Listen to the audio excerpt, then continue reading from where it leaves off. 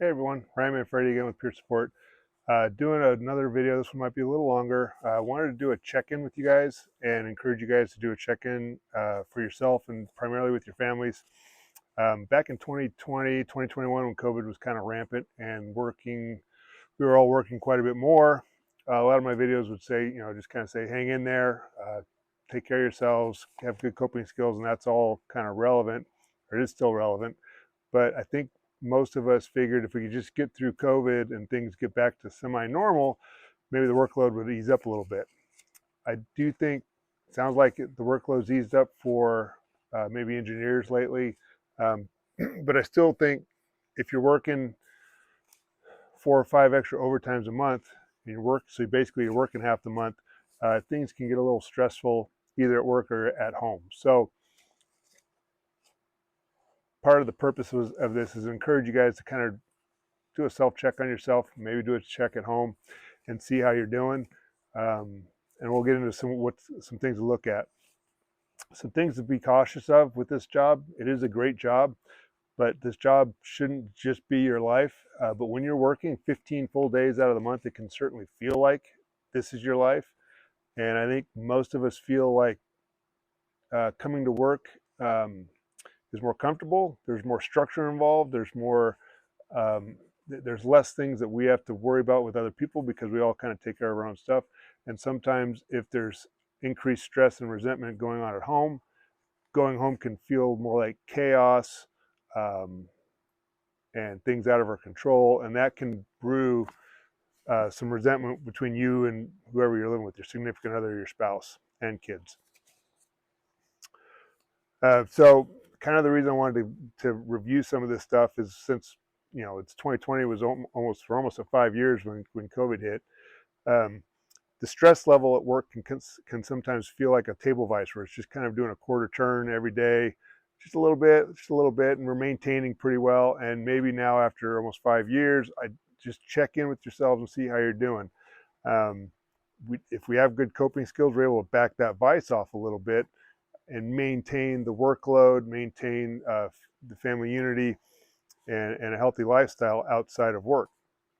If we're not getting good sleep, if we're drinking a little bit more outside of work, that vice grip is doing more of a half turn or 3/4 of a turn every day, and we're not backing that off. It's going to build up over time.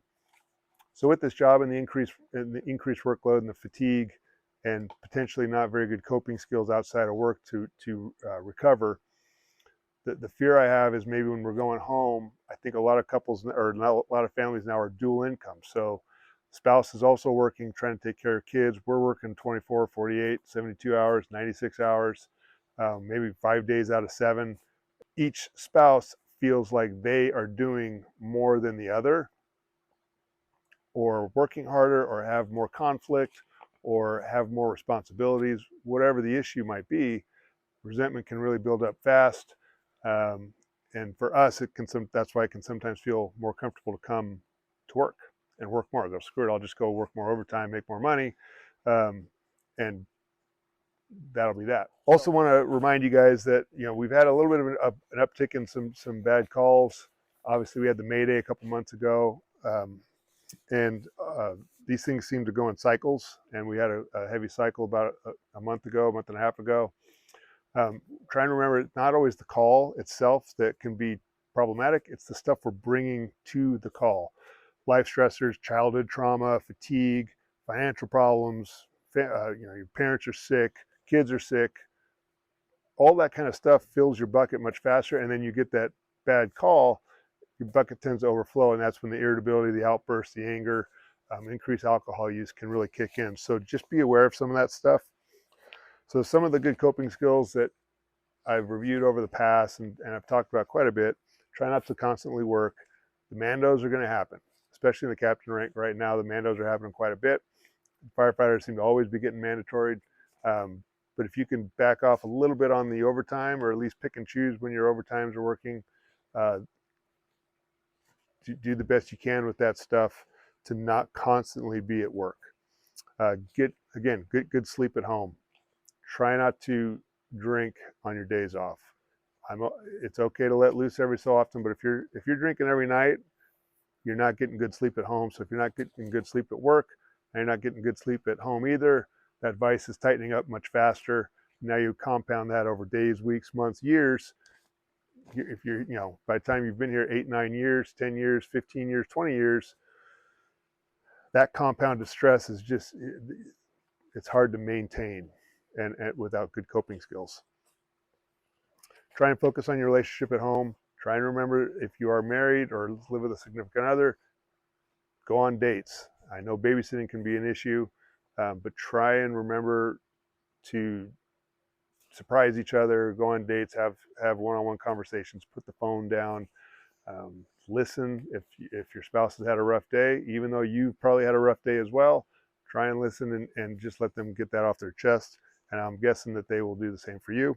Maybe not maintaining quite as well as you think you are. Maybe you have unhealthy coping skills. It's very hard to see that when you're in the middle of it. I know a lot of us work a lot of hours, and we feel like we've earned the right to be on our phone a little bit longer, have a few extra drinks, stay up later, go out with friends. It's not that you haven't earned it. Just keep in mind that at some point your body does need to recover, does need to rest, and that comes with all the good sleeping habits, putting your phone away early, not eating late at night, having your bed set up that's going to incorporate good sleeping habits, all those kind of things. That will help you have good coping skills and recover. With all of this stuff, if you feel like it's just too much right now, and maybe going home is a little bit more challenging than in the past, maybe a little bit more irritable, maybe you're expecting disagreements or arguments when you walk through the door, I highly encourage you to ask for help, to go see a clinician. It can be very beneficial to have basically somebody there that can kind of moderate those conversations. It allows one person to speak, and the clinician will force basically the other person to listen and be quiet, and then flip-flop. It can be very good at teaching good listening skills and good communication skills, and sometimes many times things come up in those sessions that the other person didn't realize. That can open up a lot of healing with you and your partner. So those are some things I just wanted to touch on. Again, it's been almost 5 years with COVID. I feel like maybe that the vice grip has been ratcheting up quite a bit. Most of us are working at least 3 overtimes a month, if not more. If you feel like you have to work more than that, I'd really encourage you to have some conversations with your spouse or whoever you need to talk to, or just self-reflect and maybe write out a plan or ask for help on how to make a plan to see if there's any way to work a little bit less. Again, I understand the mandatories are going to happen, and we're trying to keep the service delivery up. I'm just, the purpose of peer support and what we're doing here is to also maintain healthy mental fitness, because if we're not mentally fit, we're no good to not only the public or the department, but our family at home. Okay, so that's that. Just wanted to touch on a couple things where peer support's at. We've had a request for us to get stuff out to you guys a little bit more as far as what peer support is working on. We've had a lot of contacts. We've had a lot of people asking for marriage and family therapy, not only for trauma stuff, but couple stuff and for kids and that kind of stuff. Be patient with the clinicians. They are swamped right now. They are slammed. Try and if you at the bare minimum get on a waiting list. They'll get you in. If you know of any clinicians that are not on our list on the app or on Firestrong, please send them our way and we will add them. If you have a clinician that you like and that you recommend, we'll add them at this point. Might have a conversation with them, but we're trying to add as many as we can. If you're having problems with concern, there's some discussions about us going over the one session and using concerns benefits for more than one session. Please let me know. This is a conversation that we're going to probably have with concern starting in the spring, because our contract will be up. And so we want to make sure that we maintain some services for you guys and some resources, but please feel free to text me if you're having problems with that. We had a couples workshop. Not a lot of couples showed up. We're probably going to reevaluate how many we do per year, and how we go about doing those. I still think there's value in having the spouses know as much as they can about our job and how to help us. So we won't stop them, but we need to talk with the committee in the region to see how we're going to go forward with those. Canines interviews are happening on the 18th. So hopefully this video is out before that, but we have canine interviews on the 18th. Hopefully we're getting dogs in the firehouses, getting more than one by at least by the beginning of the year.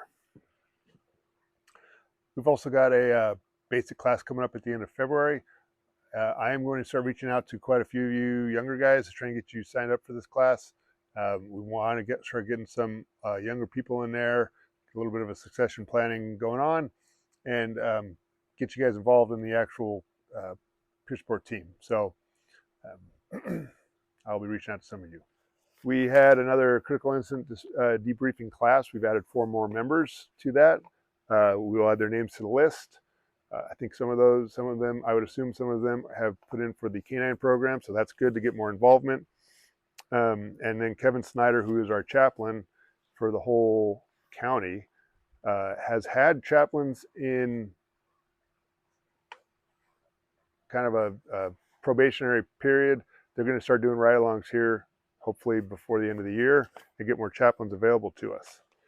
Okay, last but not least, workers' comp. Workers' comp is always kind of a mess.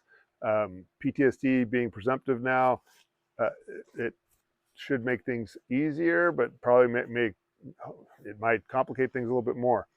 If you feel like you need to talk to a clinician or even go to a facility, please contact myself or Candace Sarlis. We can help you with how to process this stuff and get you signed off and get you help faster. There is a way to do it. We have 2 facilities down south that we can use. There's other facilities around that we can pipe into, but I think a lot of people worry that by filling out paperwork, that they're going to get a big star next to their name or something like that, and they're going to be known to have put in paperwork for this stuff. It is presumptive, and this is a job that incorporates a lot of traumatic calls. And if you feel like you can work in the job that has trauma every day and not be impacted by it at all for 20, 30 years, I don't think that's correct, to put it mildly. We need to be able to talk about this stuff and have some healthy coping skills. So, but if you gotten to that point where you feel like you need a little bit more assistance, maybe some substance issues, please contact us and we will help walk you through the workers' comp process so it is as smooth as possible. Again, Candace is very good. We've also hired a new individual in there, and I think her name is Angela, who is also a workers' comp individual who's going to help us out quite a bit. That's kind of it for now. I really just want to kind of check in with everybody. Like I said, it's been almost 5 years since the whole COVID thing kind of kicked in, and just wanted to check in with everybody. Check in with yourself, check in with your crew, check in with your significant others or spouses, and just kind of see where you're at compared to 5 years ago. Try and be honest with yourself on that. If everything's fine and you're doing well, fantastic. I couldn't be happier. If things might be a little bit more stressful or just a little bit more resentfulness at home, or just maybe things don't feel right or you need a tune-up, it's normal. That's normal life stuff. Please ask for help. We can try and get you guys some help. Other than that, take care of yourselves and your crew and your family, and hope you guys all have a good holiday season.